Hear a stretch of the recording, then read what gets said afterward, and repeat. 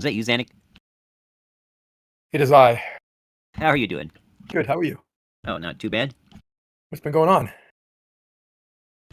Not too much, really. Just Yeah. pining for better weather when I can get up onto the mountain peaks with my Theodolite again.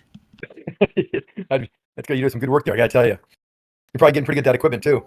Oh, I don't know. It's like anything, we all do our best, Right. no matter how measly that might be in my case. But I am excited. I'm rigging up my Gen 3 night vision device to my telescope and stuff so that I can do some Heffron angles to some mountains. I've got one picked out that's like 87 miles away and one Okay. that's 7 miles away.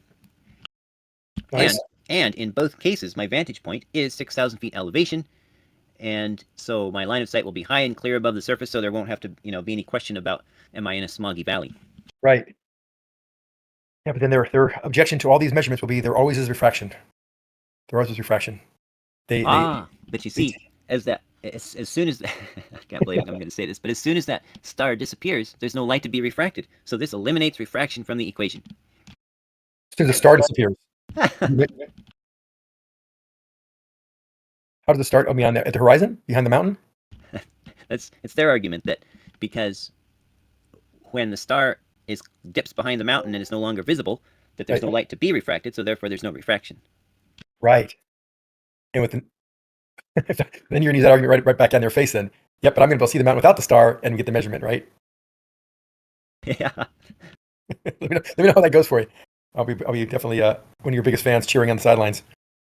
But either way, the 7 mile one is interesting because it's equal elevation, which means cool. It's two mountain peaks. And mind you, I'm not in Colorado. If I was in Colorado, I'd be looking down at 6,000 feet. But right. I'm in near Sequim, Washington, which is virtually at sea level. As I'm within a few miles of sea level. Right. And so, for me, 6,000 feet is pretty high. Right. So, when I'm looking at from 6,000 feet to 6,000 feet, that's a high mountain air clear shot. And what's interesting is that the 2 points are equal elevation with, great ravines between them.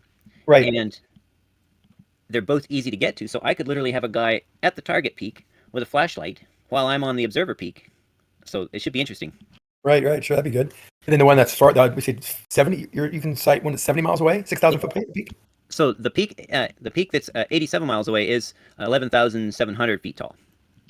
11,000. Yeah. Okay. We're getting into like. I can't get to the top of that one. I need a specialized ice axe training to get to the top of that one. Or a helicopter. Yeah, we're getting into Mount Rainier, Mount St. Helens, Portland realm here. Mount Baker. Yep. Is the one I can see. Right. But the concepts are still kind of the same, though, right? We got these mountains, and we can see visually we can see that they're not aligned. They should be. So why is that? Oh, it's refraction, inverse refraction. Okay.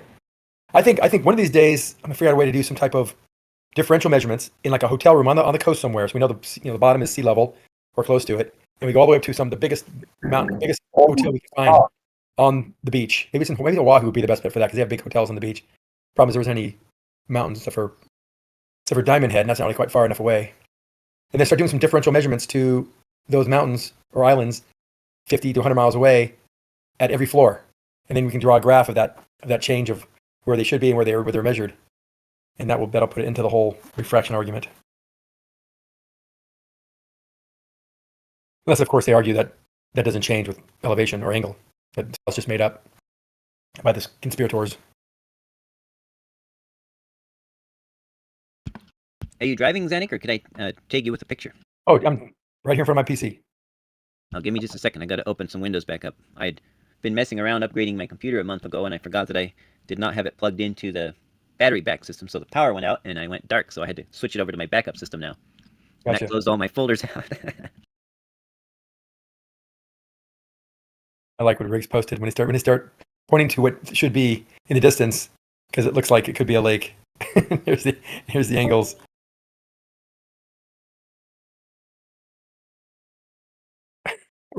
He thinks he can see from where is that? Like Ohio? So check out this diagram, Zanick. They tell me that observer 1 would see these two mountains occlude at different times. It's interesting. Yeah, I was picture what you're getting at with the star. Yeah, I get it. It's a good idea. So I asked if it was because of curvy light, and no answer came back.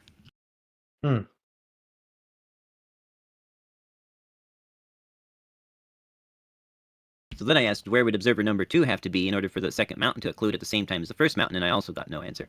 A good one.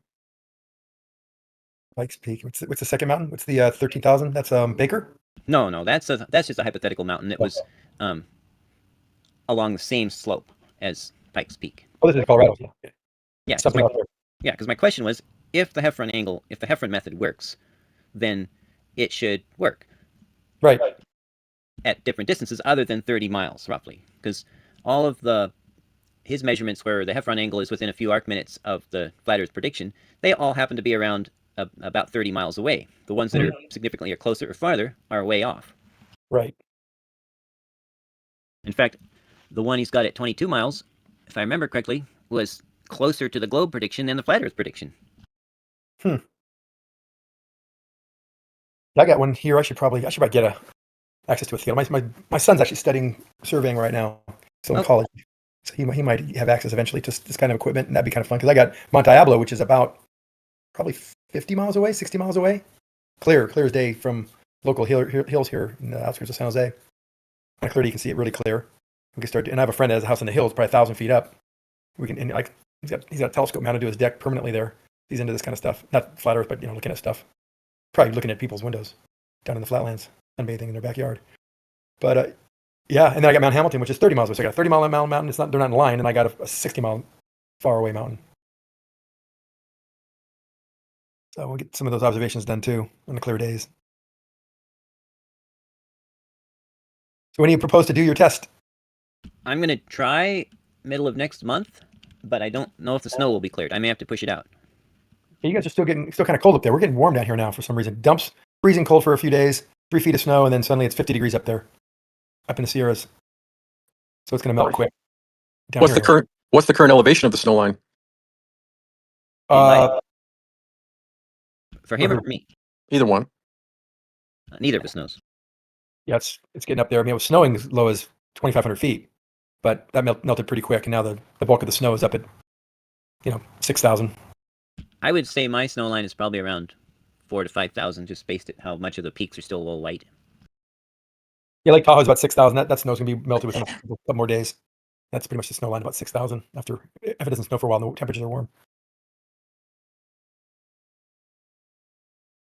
Actually, there is a webcam at 5,700 feet, and I can look at it.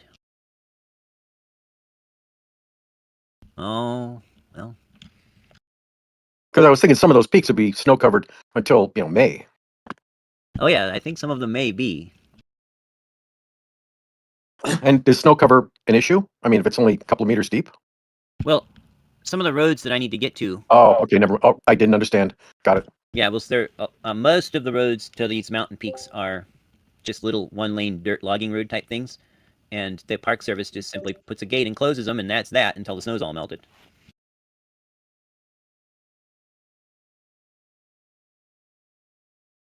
So it could be done, but it would be an expedition involving street legal ATVs, 4-wheel drive, all-terrain, ATVs, and which I don't have, and getting around the gates, which would require some logging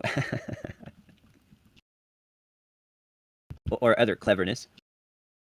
So pretty much I got away till the roads off, the snow's off the road, and then a lot of times part of the road will wash out during snow melt, so then they got to rebuild the road there, and then they open the gate, and then you can go up there.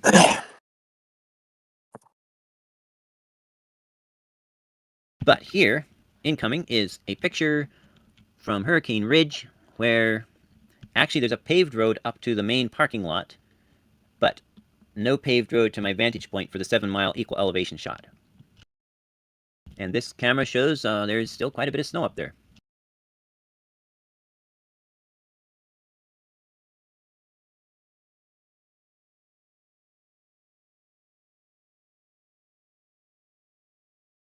And that's at, it looks like 5,025 feet or something.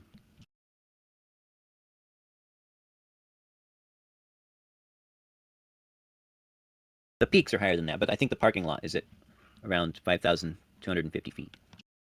So yeah, I actually might go up there on a clear night just to scope it out, because I can get to the parking lot at the main visitor area there to Hurricane Ridge because they do have it paved and it's a very popular ski area in the area, and so they do plow it. So I can drive to the top along the paved road there, and maybe I'll see something cool from there. Phone call.